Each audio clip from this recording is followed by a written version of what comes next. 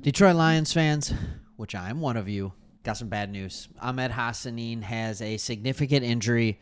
It is the pec. And isn't it amazing? I don't know about you. It's amazing to me how injuries seem to come in waves, whether it's Achilles, whether it's ACLs, whether it's MCLs, whether it's pectorals.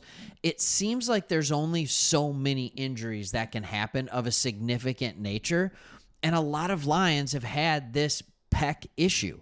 Last year, Frank Ragnow had it. The year before that, a guy that I don't even want to talk about, all right, had it at safety. I'm not a fan of that player. He was here for 1 year. If you know he missed almost the entire year due to a pec. So the question with Hassanin will become, how significant is this pec? Let's go ahead and take a look at it. Let's find out how bad it's going to be. Here's what Dan Campbell said. He said, Ahmed is going to be down for a while. He's got a pec. Now, I think there's a good opportunity in this loss of Hassanin, but there's no sugarcoating this. This is a bummer. I think we were all excited to see what he was going to do. We never knew what his development was going to be this year. Like, I didn't think he looked like a guy in preseason that was trending to being a significant contributor, especially in the first half of the year. The problem for me is, like, this is a guy I was expecting to be a significant contributor next year and the year after that because he had all this time to get work and put in work. Now he doesn't get that. When asked if Hassanin's injury is season-ending, Campbell could not comment. He said, that's a good question. I don't have an answer to that yet.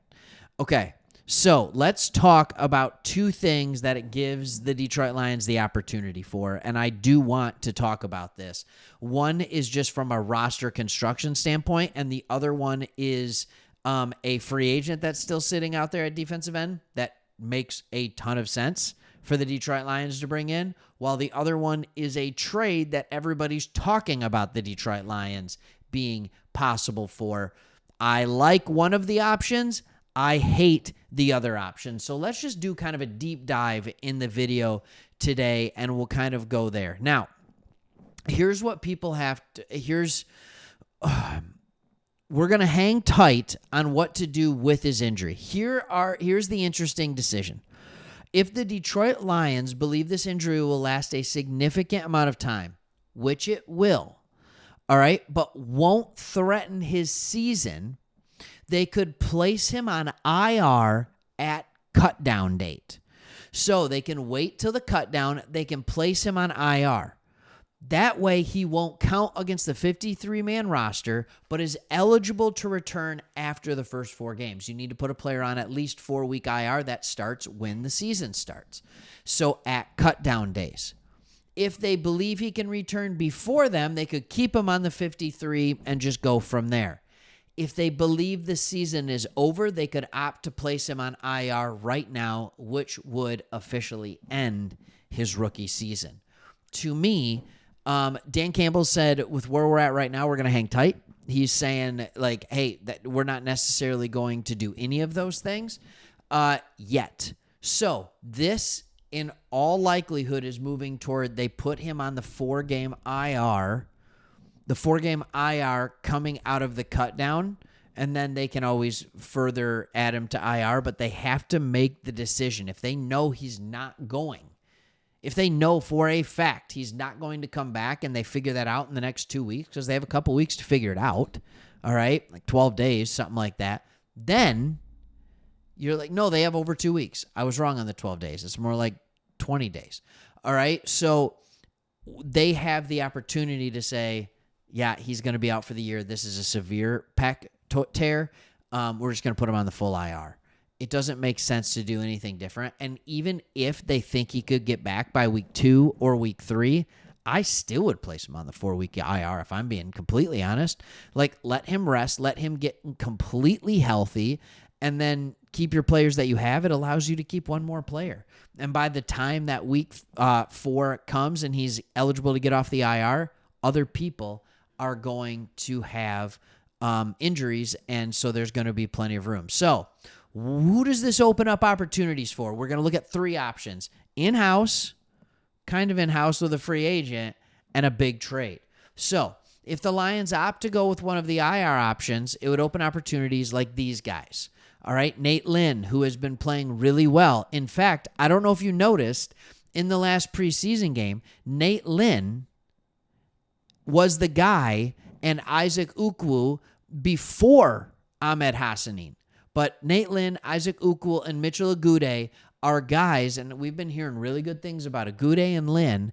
These are the kind of guys that you're saying, okay, let's talk about what this look like, or what this could look like. Do we feel like it's enough? I think the other person we have to understand and talk about here is El-Quadin Muhammad.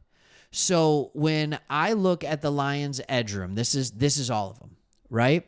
When I pull up El-Quadin Muhammad, he was 73rd out of 119 players last year as far as edge rushers go. All right, this is his grades over the years on PFF. I think sometimes we think El-Quadin Muhammad's like 24 years old. He's not. He's 30 years old, and he's really rounding out into form. He's a late bloomer with that. But every year he's played, he has been in a very similar rating. He was rated 65th edge in 2018, 58th in 19, 71st in 20, 56th. 2022 is a rough year, and then 2023 he didn't go anywhere, and we picked him up, and it's like, all right, this guy's career's probably done, and he's like, oh no, I'm just going to have one of my better years yet. And now, with a full offseason, knowing everything that's happening, he has looked really, really good in preseason. But here's the thing that people don't realize about El-Quadin Muhammad. He has graded out as a number 3 first edge off the bench his entire career. There are 64 edge starters in the NFL. 32 teams, 2 edges on a team, 64. He has graded out somewhere between 65 and 75 pretty much every year of his career. That would be first man off the bench. So I think all of us are looking for who's that next guy behind Hutch and Davenport. Well, we already have it. The problem becomes, what does our depth look like behind him? Is Keith Cooper Jr. a guy that can step up? Is it Agude? Is it Lynn? Right? Is it Ukwu? That's the one I feel like I have the least trust in. Is Josh Paschal ever going to be healthy? Is it him?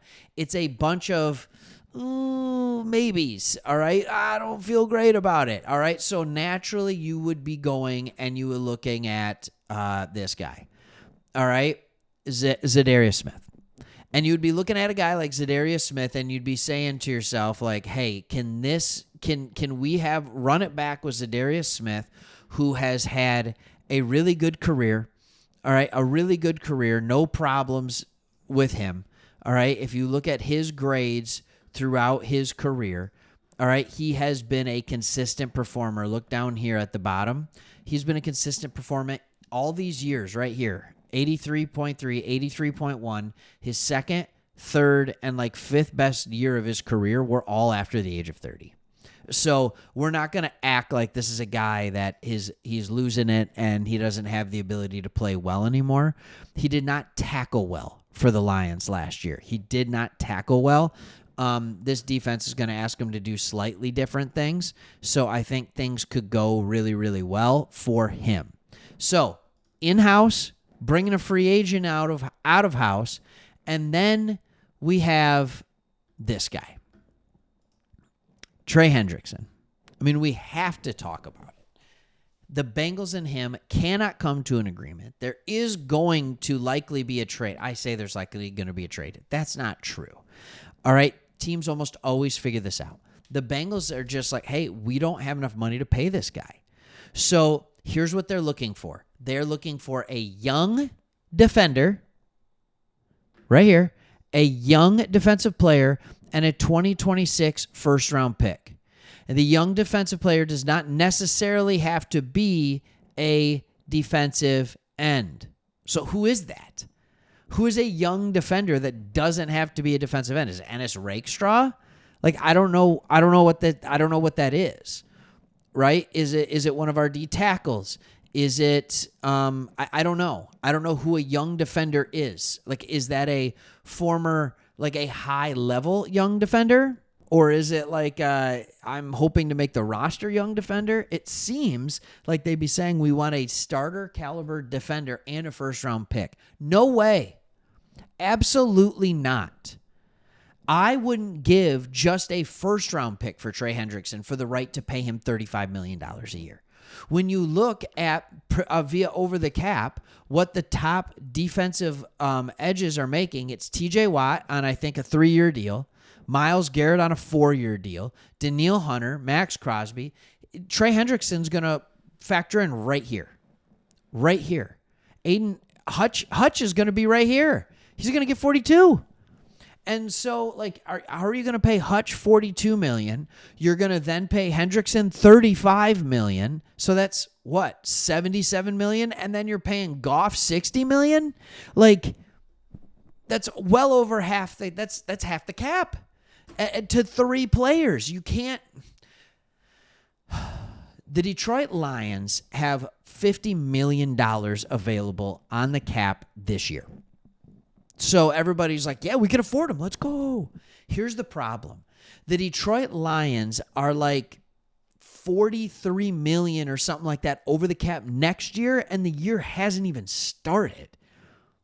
So they need that $50 million buffer right now. Brad Holmes is being really, really responsible. They need that $50 million buffer right now because that goes on top of the cap next year, so they actually will have space. And then they can restructure a couple contracts if they want to in order to go in and get free agents or just trust the draft process again. Like, that's how I do it. Brad Holmes drafts so well, you really could do it that way. But if you go out and you get Trey Hendrickson, everything gets blown up. Everything gets blown up, and you're getting a guy who's over 30 years old. You have an elite star edge defender. It is already here. All right? It's Hutch. We already have a guy who has a last name that starts in an H and ends with Son. All right? Like, we don't need yet another one. So my vote is in-house, or you see if you can get an edge rusher that can be kind of a guy who can continue to help at like that $3 to $6, maybe $7 million range. That's what you're looking at. Otherwise, you got to keep it in-house. All right. You can't sell out everything for this year and completely ruin your future. Can't do it. Now, if you have Hendrickson and Hutchinson on the same defense, I could understand the argument of your windows as long as they're playing. And I agree, because you could have an absolutely dominant defense that could, once you get that ticket to the dance, it could be dominant and you could win. I get that. So that's not lost on me either. I just don't know how you do the salary cap Django to make it work, and I don't feel like being the New Orleans Saints every year. That's all I'm saying. We have a ton of talent that we already have to pay. You don't need to go out and pay old talent that's already there. All right, thanks for watching. See you on the next one.